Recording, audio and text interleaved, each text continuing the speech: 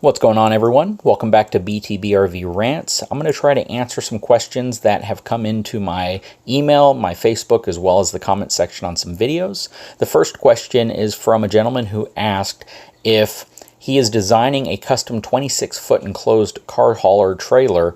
Where should the weight be positioned? In front of or on top of the axles? And naturally, you want most of your weight on top of the axles, but you do want a portion of it up front because you want roughly 10 to 15% of the total weight in the trailer transferred to the pin of the truck, which means if your trailer ends up weighing 10,000 pounds, you want to try to get about 1,000 pounds of that on the back of your tow vehicle, maybe even sometimes a little bit more. But at the same time, you want to make sure that you have a tow vehicle that can support that type of payload. So that's going to be very important. Also, you're going to want to make sure that whatever you load inside your trailer doesn't transfer an excessive amount of weight to the back of the trailer, because that can remove weight from the tow vehicle. Ultimately, you want that really close to 10 to 15% number to be transferred to the tow vehicle. So that's ultimately going to be your goal. Now, the next question comes from a gentleman who wants to know if I can talk about the different types of licensing requirement needed for towing an RV or a fifth wheel. That is going to completely vary based on the state that you live in, and you're going to want to look up your local laws. In the state of Texas, for me to tow a gross combined weight rating, which is essentially my truck plus the weight of my trailer combined, and because I'm over 26,000 pounds, it's going to require me to have a Class A non-CDL license. Some states don't need any special licensing. Some states require a CDL, but you're going to want to find out what your specific state laws are. And there's a website that I've posted many times. All you really have to do is do a Google search for RV special license, and you'll see the very first link is generally going to be the page that everyone references to, because they've done the most research on this topic for each individual state requirements. So the next question is related to the new 2020 Chevy 2500 HD that has a maximum fifth wheel tow capacity of 18,500 pounds. And the question is, what do I recommend in terms of gross vehicle weight rating for a fifth wheel? Now, you're going to have two things that you want to keep in mind here. First of all, an 18,500 pound fifth wheel is a very large fifth wheel. It's not going to be one of those huge, massive units, but it's definitely on the heavier side of your traditional fifth wheel. The second part of this is how much of that weight is being transferred to the back of your truck. So even though the truck might have an 18,500 pound total towing capacity, what is the payload capacity of that truck? Because you're going to have roughly 3,000 pounds of weight transferred to the bed of your truck. So if you can find a Chevy 2500 HD with a 3,500 or a 3,800 pound payload capacity, then I would say an 18,500 pound fifth wheel wouldn't be that big of a deal. What I always recommend is that you step up to a dually anytime you're towing in the 16,000 pound or greater arena, simply because it gives you the extra redundancy of 2 additional tires, plus it gives you extra stability with the width of the truck. So all of that being said, I think 18,500 pounds is more than you'd want to tow with a 2500 HD. I would probably recommend staying closer to the 12 to 13,000 pound range with the 2500 HD, specifically because of the amount of payload capacity you're going to need to support the pin weight of that fifth wheel.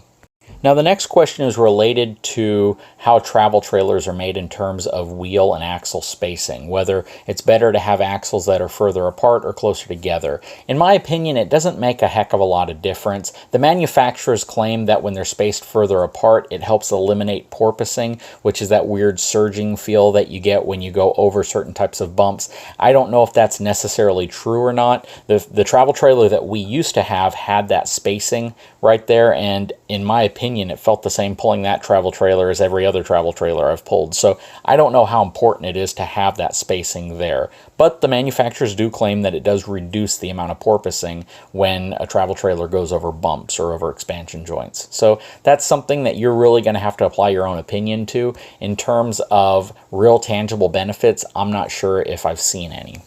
So the next question is it ever safe to tow a trailer behind your fifth wheel?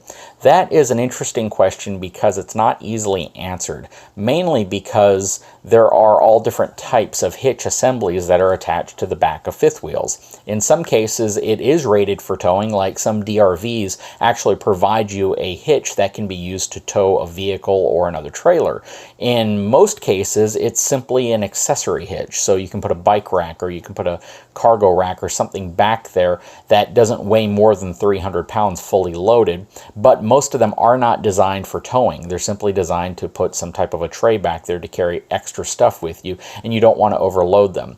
Also, most fifth wheels don't have a 7-way connector going to the back of them, which means even if you have a receiver back there and you were planning on using it to tow, you're not going to have any way to connect your brake lights or your reverse lights of your trailer that you're connecting to your fifth wheel. So you're going to have challenges there. But before I completely answer that, you're going to want to check with your fifth wheel manufacturer to make sure that they have rated their fifth wheel for towing a vehicle or towing an actual trailer versus just for an accessory rack, because that's going to be the most important aspect. And you're also going to have to make sure that your tow vehicle has the capacity to do it. You have the skill set to tow 2 trailers, and you're not overloading your truck. So another question I got is, can you use an F-150 Lariat 4-wheel drive truck to tow a 25-foot, 8,000-pound boat?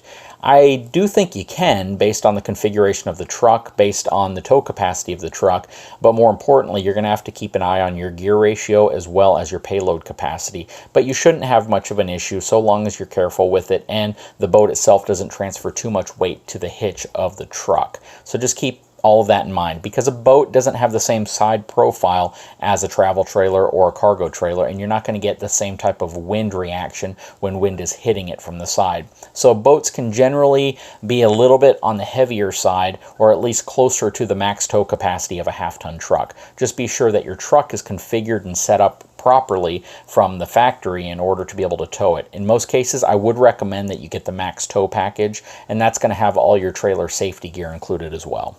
So the next question is, where do we keep the PSIs in our S637 Saloon tires that we have on our fifth wheel? We like to keep ours at 87 PSI per tire, and that is enough to not overly exceed the maximum recommended rating for the wheel, while at the same time giving us the capacity to support the fifth wheel without any issue at all. And the last footage you saw in the previous BTBRV Rants video was on North Padre Island, which is kind of connected to Corpus Christi, Texas. So that's where you saw the beach footage, because a lot of people wanted to see that. Anyways, guys, I hope you enjoyed this video. If you haven't had a chance to subscribe to this channel, please do so, but also subscribe to my main channel, Big Truck Big RV. Until next time, we'll talk to you later.